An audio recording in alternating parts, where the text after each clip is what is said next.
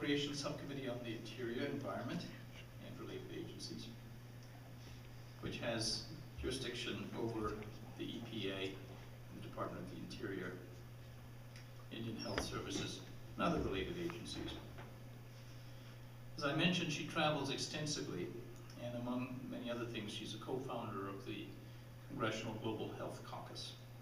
She was first elected to Congress in 2000. After serving North St. Paul and the area of North St. Paul in the legislature and the city council. Good to have you back in the city of your birth. Congresswoman McCollum.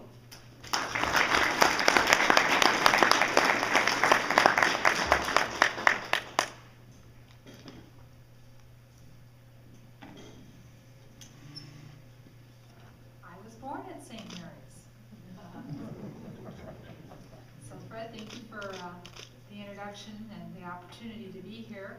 And I want to thank all the partners, PBS, National Geographic, St. Mary's University. I have to tell you, National Geographic is something that has been a cornerstone of my life. Even before I was old enough to read, we just picked up and looked at the pictures, and it's still something I know I look forward to looking at. And now, I'm old enough I can read it too. So it's good to be here for a conversation today. As has been pointed out, we are living in a global age. And I believe that we all have a responsibility to become globally engaged. And that means making an effort to be informed about international events, seeking new perspectives, both here at home and abroad. So it's good to see so many of you here out tonight to become globally engaged. As a member of Congress, global engagement is a critical part of my job. I've had the opportunity to travel on official businesses to countries in Latin America, Africa, the Middle East, and Southeast Asia. When I was thinking about tonight's event, two trips stuck out in my mind: Bangladesh and Yemen. In the eyes of the world, these countries present two of the most difficult development challenges. Both are extremely poor and struggle to meet the needs of their people. Both countries have serious population challenges, and both countries have weak central governments that are either healing from civil war or teetering on the brink of failed state status. But what I experienced on the ground revealed why the population predictions for these two countries are so different. I was in Bangladesh in January. It was evident that the people there are hardworking and working together to tackle problems they face, including population. Everywhere I went, I felt the energy of people. Homegrown civil societies, groups like BRAC and Grameen Bank, are filling in where government has failed. Both men and women are in the workforce. Boys and girls attend school. Women are organized and they're focused on making changes and making their voices heard. Birth rates are falling because more women have access to comprehensive, voluntary family planning. And because girls are going to school and they're staying in school. But most importantly, because young women are now given the opportunity to go to college. And they're on the pathway to be part of the leadership of their country. In short, birth rates are falling because women in Bangladesh are becoming full members of their society. But there's still a long way to go. The women I spoke with told me that child marriage is far too common and domestic violence is rampant. But in city after city, when I'm talking to groups of men and women, they believe that these problems can be solved, and they are working together to take action to solve them. I left Yemen with a different impression. I traveled to Yemen in January of 2011 to speak at the National Security Conference arranged by the State Department and the National Defense University, because population, food scarcity, water scarcity, they are security issues. I met with generals, parliamentarians, and foreign minister, but I also had dinner with a group of great female civil society activists.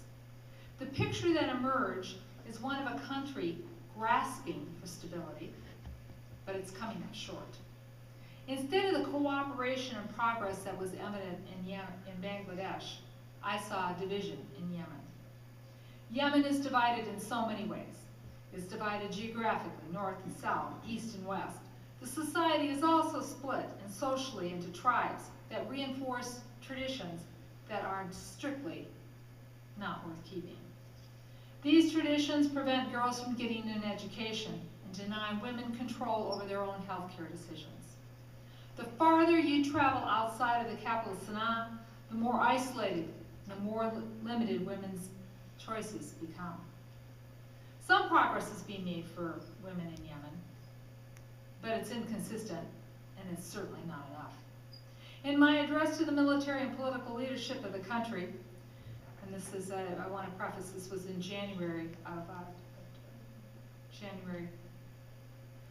I urged them to consider the education and health of the Yemeni people as critical to their national security. I urged them to send their girls to school and to protect their daughters from being given to old men in a so-called marriage. I noted that unless action was taken, Yemen's population in the coming decades was destined to grow far beyond what the country's natural resources can support. Much has changed since my trip to Yemen. A dictator's finally gone, but the course of the country, I believe it's more uncertain than ever. Bangladesh and Yemen, two countries following two very different paths. Based on the progress made over years of work in Bangladesh, the fertility rate is expected to fall to 2.4% by 2050, just above the replacement rate. This population will continue to increase and put pressure on its resources, but at a much reduced level. Some of the leaders I met in Bangladesh voiced concerns that global donor nations are backing away from investments in family planning. Because so much success has been made, they're looking elsewhere. Bangladesh is concerned we are turning away. In contrast, Yemen's fertility rate is destined to rise. And the projections are, by 2050, it will be 5.3. This means Yemen's population will more than double. No one believes this is sustainable, even the people in Yemen. They don't believe it's sustainable environmentally or economically. It's just not sustainable. Why? Yemen is out of water. The pressures of climate change are already making it difficult for them to feed their people, and many in Yemen go without drinkable water a day at a time. So what are the lessons here? The lessons that I took away are Bangladesh demonstrating that even the poorest countries have the power to change the course of their democratic destiny. And Yemen provides a snapshot that even when people know there is a sense of urgency, it doesn't necessarily guarantee action. So I look forward to the panel, and I look forward to listening to you and learning more about how we can translate these lessons we have learned about population and strategy so that we can have stability, sustainable, and an equitable future for our children here at home and children around the world. Thank you.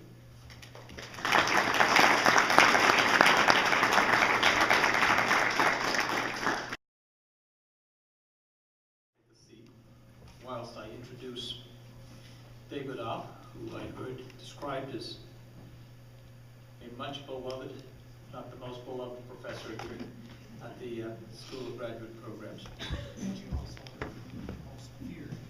And the most feared, he adds. His students are here tonight. He teaches in the MBA program, has done so since its inception in 2004. And Professor Opp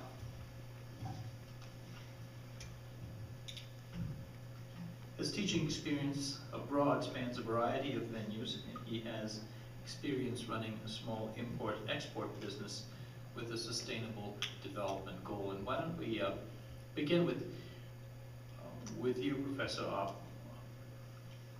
As you look at all of the video and the slides that we saw today from David, what comes to mind in the solutions orientation? I mean, you teach and groom MBAs. I spoke of one example of an MBA who's doing wondrous things. Is this a market that they should be chasing? Are poor people the next great market? This is on. Yes. Good. Okay. Yeah, that's a good place to start. A book that has been enormously influential in business school over the last generation is C.K. Prahalad's book, The Fortune at the Bottom of the Pyramid. He wrote this book when there were 5 billion people, and he said the 1 billion people up at the top really have a misperception of the 4 billion people at the bottom. Who are the 4 billion people at the bottom? These are all the people who live on less than $2 a day. He said that the perception amongst major corporations is that there's no money to be had in this market. These are people who need charity, not business. These are people who can't adapt to or adopt new technologies. They're hostile towards capitalism. And for this reason, they're not, that it's a latent market that's completely untapped. And that what the billion people at the top need to do is to rethink their presumptions about how it is that these people can participate in global capitalism. Congresswoman McCollum, you met at some length with the Grameen folks. Tell us a little bit about their approach to tapping this market of people who've always been considered targets for charity more than anything else. This is a wonderful case of entrepreneurship when given a few tools in the toolbox.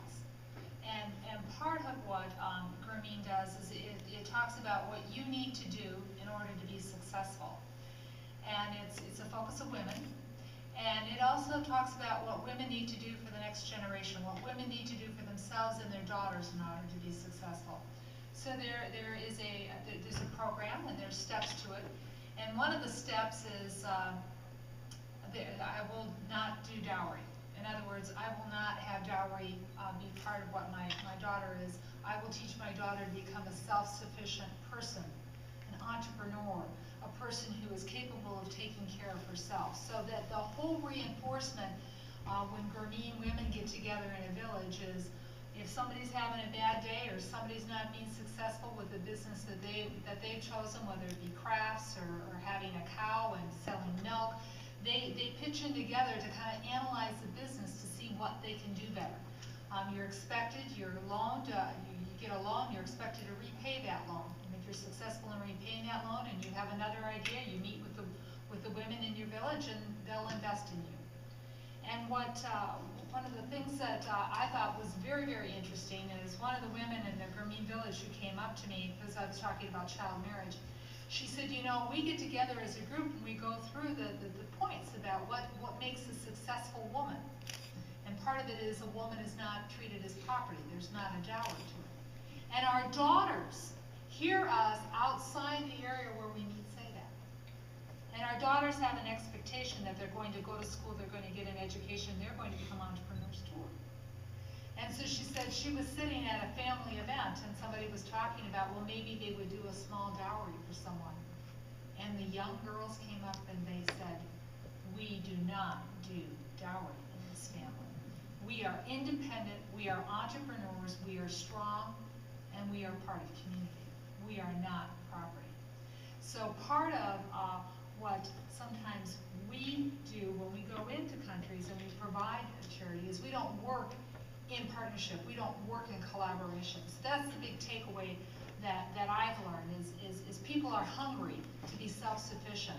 Sometimes they just need someone to give them that extra push or that nudge, and especially women. Women can be independent. If they're seeing an opportunity, they seize it. Professor Opp, I wonder whether you can add anything that would help create bridges between these two worlds. The one that Congresswoman McCollum was just describing just seems half a universe away. In terms of creating opportunities for your students, for your MBAs in this market, for collaborations unlikely as they seem right now, how do you build those bridges? Well, I think that the path is really forged by the NGOs that are already involved in these countries, and that business follows in the footsteps. But in order to follow in the footsteps, one needs to think outside of the box, really, in terms of how it is that we do business here. When we talk about innovation and technology, we tend to think of it as being expansive and big here. And what they talk about in terms of development technology, that it has to be frugal technology, that it has to be small scale, that it has to be work within and be distributed within the kinds of networks that they have. And this requires rethinking the business paradigm, and hopefully we do some of that in our teaching. That the American way is not necessarily transferable to different societies and different cultures. But many of the concepts, however, of entrepreneurship are one and the same. The idea of innovating, the idea of finding opportunities, collaborative problem solving, that bubbles up from the bottom rather than is imposed from the top. Feed the Future, which is one of the Obama administration's collaborations and working with countries in order to build sustainability in a country being able to feed itself, is looking at kind of some business models, entrepreneurship models. There's and some of these are just being expanded upon. Land O'Lakes, which is a co-op, that you know who Land O'Lakes is. If you go in Tanzania, they know who Land O'Lakes is.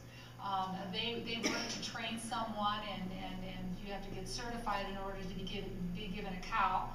And then with that, you work with other people who have cows so that you can start controlling the price that you're paying using your cell phone when they come to collect the milk.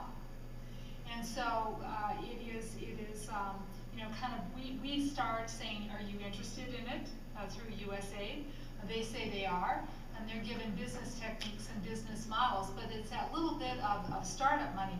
The other thing, I was just at General Mills last week. Rashad was just here from USAID, and General Mills is going into countries, and their scientists, their technicians are going in and saying, what's your problem? What can we do to solve it? And it's a collaboration effort, using the tools that are on the ground, using a scale that's on the ground.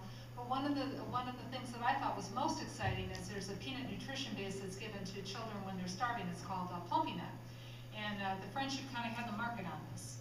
But most countries can grow groundnuts, but you have to be careful when you process a groundnut, or you can kill someone with it. There's a bacteria or a mold. I'm not a farmer, so I might have gotten excited. But anyways, if you don't process it right, it's not done right. So people are learning how to do it.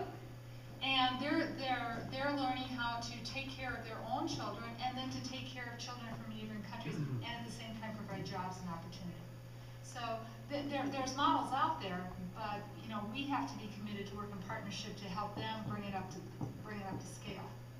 Dennis, I had a question for you, but you sound like you. Yeah, there's actually an example that I'm really have been fascinated by. About 3 years ago, Jennifer Burney, who was a graduate student at Stanford, did a study in collaboration with the Solar Electric Light Fund in Benin. And what they were trying to figure out was, is it possible to develop solar-powered irrigation systems that would give people the chance to control their own economic destiny? And so they went into villages that were essentially completely dependent upon rain-fed agriculture, and they developed water storage and pumping systems that were completely dependent upon solar power.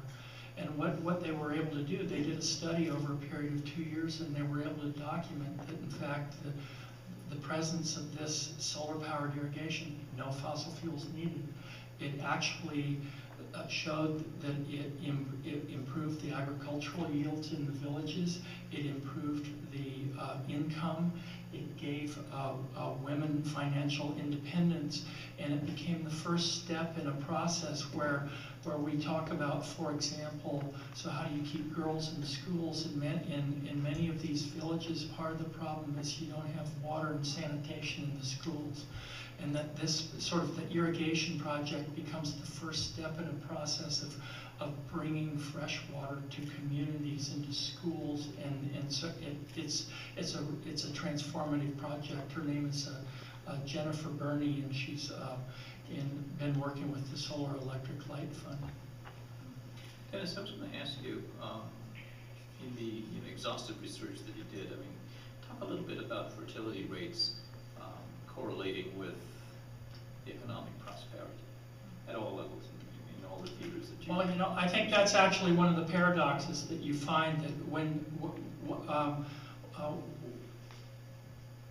as fertility rates go down, consumption rises, and that's a conundrum in the sense that you have the countries where you haven't seen a demographic transition, you have a lot of poverty, but then what you see is that then when you see these countries that are shifting from a high number of children to a low number of children, then they look at, for example, the U.S. and they go, oh, well, we want to live like them. And so that really is the real conundrum. How is it possible at all to unlink reduced sort of fertility with also increased desire for essentially material wealth? I'm going to turn it over to questions or comments from the audience, and while we're assembling that, we have a roving microphone. Please raise your hand and we'll call on you. But while we're waiting to have that happen, can you, Dennis, and anybody else who wants to join in, talk a little bit about the role of technology? You mentioned appropriate technologies, Professor Opp, but how about the use of technology as a source of solutions for many of the issues related to poverty? For example, I may be diving into shark-infested waters, but I think actually that an important issue that needs to be addressed and confronted is the role of genetics in the food system, and that there is quite a lot of resistance towards genetically engineered crops, and it may be that quite a bit of that resistance comes from, how to say it properly, the residual effects of the behavior of some organizations regarding intellectual property rights. And what you have to do is be willing to separate that behavior from actually the potential good that can come from the sciences applied to genetics in crops. And I would give an example of Pam Ronald, who is a rice geneticist at University of California, Davis, who has spent her whole life studying the rice genome. And her goal in life is to develop salt-tolerant lowland rice, with the very specific goal of understanding that this is going to be absolutely necessary in a world of rising seas. They are rising. If you don't want to accept that, then that's not for me to respond to. But she is trying to anticipate that because millions of people depend upon lowland rice. So how did she do that? She found a salt tolerance gene in ancient rice from what was then called Ceylon, now Sri Lanka. And through research work at the International Rice Research Institute, she has been able to develop salt-tolerant rice through a research program that will have a tremendous beneficial impact on food production in a warming world. I could go on. There is, for example, the perennialization of cereal grains, gene sequencing. It's the idea that you could actually have perennial corn, perennial wheat. They're sort of like agriculture came to a crossroads about 10,000 years ago, and we selected annuals. And the idea that you could produce perennial cereals is a radical idea, because in a world of, say, constrained energy, if you didn't have expensive energy, imagine you had corn that you only had to plant once every 5 years, like an alfalfa field. It has a huge impact on your whole energy and expense picture. Not to mention there are already crops that may well not yield like the high-yield wheats of today, but you have highly erodible landscapes that would really benefit from, say, cereals that are planted on a perennial basis that then are protecting. For example, you have highly erodible lands in the Palouse of Washington. For example, that's a perfect example where you could use these kinds of things. Those are technology solutions. Anyone else on technology? I actually, Well, I want to go, I love to talk about genetically modified food, but I really want to go back to fertility rates, if we could. Please. Just a second. There is a potential silver lining here. Economists talk about the demographic dividend that results from the fall in fertility rates. That, as you saw on the slide, in the last 45 years, global fertility rates have fallen in half, from 5 to 2.5. And generally, that happens quite suddenly in countries, not very gradually, but suddenly, that there's some sort of a shift that takes place. And what happens is that 20 or 30 years later,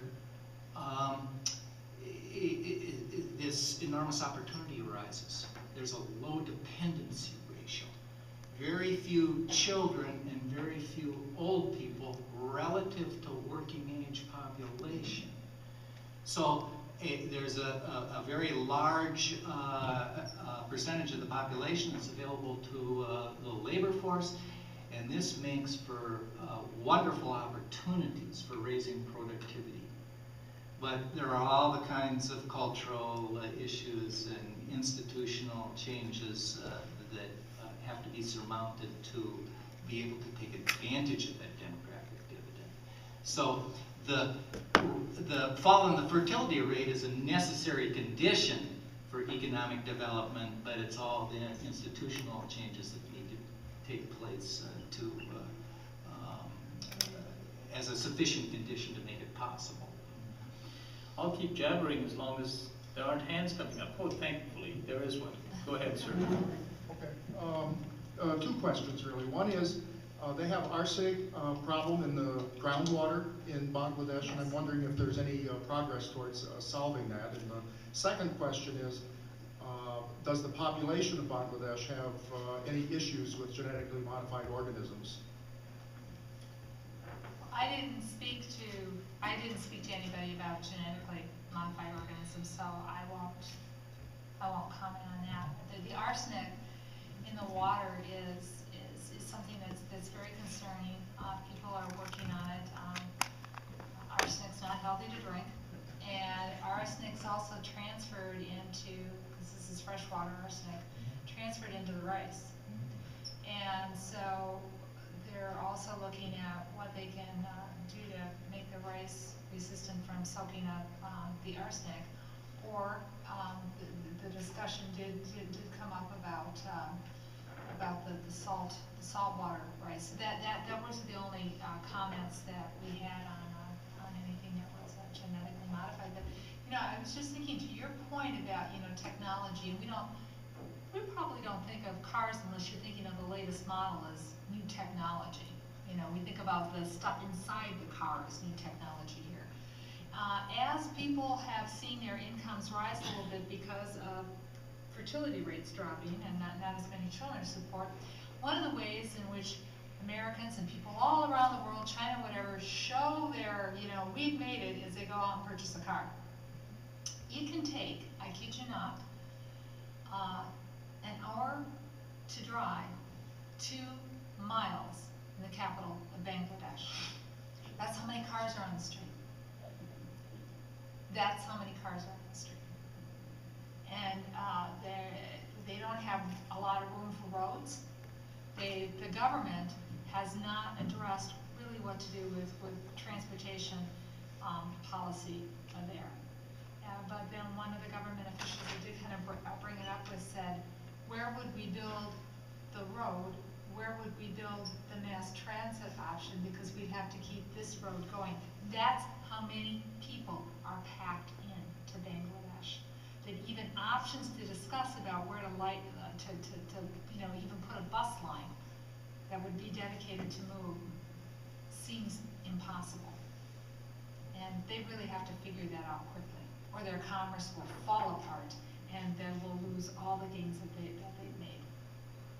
I was just going to add also that the landmass, if sea levels rise by a meter by the end of the century, we were told by one of their leading scientists that about 20% of the landmass of Bangladesh will just vanish into the Bay of Bengal. So, Yeah. water housing. Ivy. I'm hearing that you are saying that fertility rates is really falling in most countries. Then why is the total population rising? That's my first question. Well, in Bangladesh, if you look at the land mass, and even if you just do replacement, there's no room for the people. I'm not talking about just Bangladesh. I come from a country of 1.3 billion, so I know what it's like to be, I didn't live there for that long, but to be in crowded places. But I'm talking overall. You're saying that the world population is rising, but that most countries' fertility rates are falling. So what's contributing to the rise? The duration of human lifetimes that are the difference between when children land on the ground and that life ends. And so you're going to see a gap between the decline in fertility, and then eventually you will see if you see based on different fertility rates, you will see the future population either going up or flattening or declining based on what's happening, essentially the duration of human lifetimes earlier. It took 12 years to get from 5 to 6 billion. It took another 12 years to get from 6 to 7. But from 7 to 8 is going to take 15 years, and from 8 to 9 is going to take close to 20 years. That it's increasing at a decreasing rate. It's got inertia behind it. Yeah, I have 2 guys that are great with math, but the other thing that's a factor in this is as we improve infant mortality rates, more children are living to their 5th birthday. And if you can make it to your 5th birthday, then there's other milestones you can make it towards. So quite often when families know that there's food and resources available and vaccines, and children will make it to their 5th birthday, quite often that's when many families decide, especially if you get out into rural areas, I'm going to limit the size of my family because more of my children are going to successfully make it to these milestones. So it's a mesh in people living longer and more children being able to survive longer, so then the fertility rate drops because many families then they know that they're going to have children that will actually live and survive.